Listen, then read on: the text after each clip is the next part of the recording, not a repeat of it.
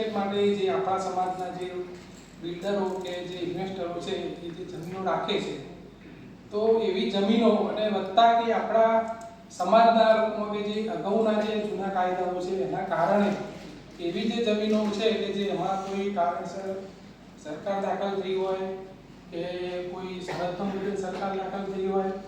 તો એવા કોઈ કેસો ચાલતા હોય અને એવા જે લોકો છે કે જે ખરેખર કાયદાની અજ્ઞાનતાને કારણે એ નથી કરી શકતા, તો એમને એક માર્ગદર્શન આપણે કઈ રીતે આપવું અને એના માટે એમનો એક વિચાર હતો કે આપણે એવી કમિટી બનાવીએ કે આ બાબતે આપણે એક માર્ગદર્શન આપી શકીએ. જેના માટે થઈને કે મને કે તમે થોડુંક આપણે બધાને થોડી એ બાબતે જાણકારી આપીએ. એટલે એમનો એવો બાપુનો થોડો આગ્રહ હતો કે ભવિષ્યમાં નેક્સ્ટ સેશનમાં આપણે આવો એક આખો પ્રોગ્રામ રાખવો છે કે જેમાં આવા જેટલા બી હોય કે એને જિલ્લા વાઇઝ કે તાલુકા વાઇઝ એક પ્રોગ્રામ કરીશું આપણે, અને આ બાબતે જેવા કેસો ચાલતા હોય કે ભાઈ એમાં કોઈ અત્યારે કોર્ટ સમક્ષ હોય કે રેવન્યુ કોર્ટ સમક્ષ, એની અંદર આપણે એમને કઈ રીતે માર્ગદર્શન આપી શકીએ અને આપણે એમને કઈ રીતે ઉપયોગી થઈ શકીએ, જેના કારણે એમની જે જમીનો છે એનો નિકાલ આવે, એમની પાસે એનું જે યોગ્ય વળતર મળે અને એના કારણે આપણા જે હાલ પેલા જે એકદમ છે લોકો છે એ કઈ રીતે સમાજમાં આગળ આવે અને એ રોજગાર ધંધામાં આવીને આપણને કઈ રીતે ઉપયોગ થઈ શકે,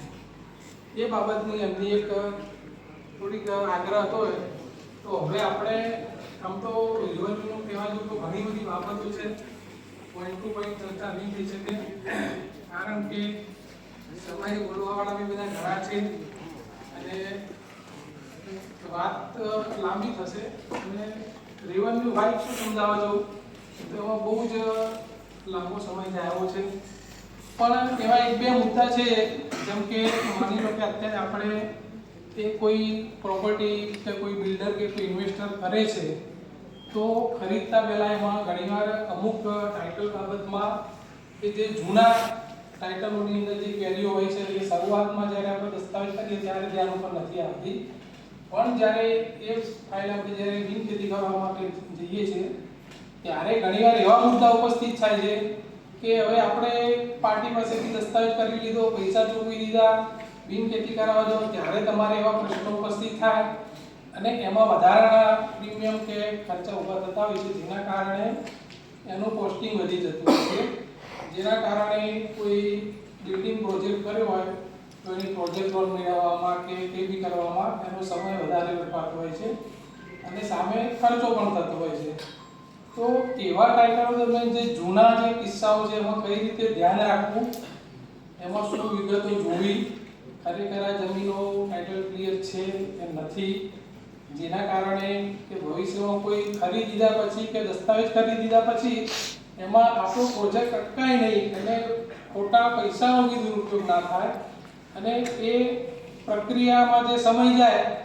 એ પણ આપણો ના બગડે, એના માટે થઈ અને એક માર્ગદર્શન બાપુની ઈચ્છા હતી કે આપણે એક બધાને એટલું એક માર્ગદર્શન આપીએ કે જેના કારણે આ બધા જે લિટિગેશનોમાંથી આપણે કઈ રીતે બચી શકીએ અને આપણા સમાજના કોઈ વ્યક્તિ કોઈ આવું સારું કામ કરતા હોય કે કોઈ માણસ આગળ જવા માંગતા હોય તો એમને કઈ રીતે આપણે લાભદાયી થઈ શકીએ અને એમના જે વધારાના જે પૈસા માની લો કે કોઈ કોર્ટ મેટરમાં કે ખોટા રસ્તે વપરાય એના કરતાં એ પૈસો સમાજના ઉપયોગમાં કઈ રીતે લાવી શકાય, એ માટે થઈને બાપુનો એક આગ્રહ હતો કે ભાઈ આપણે આવું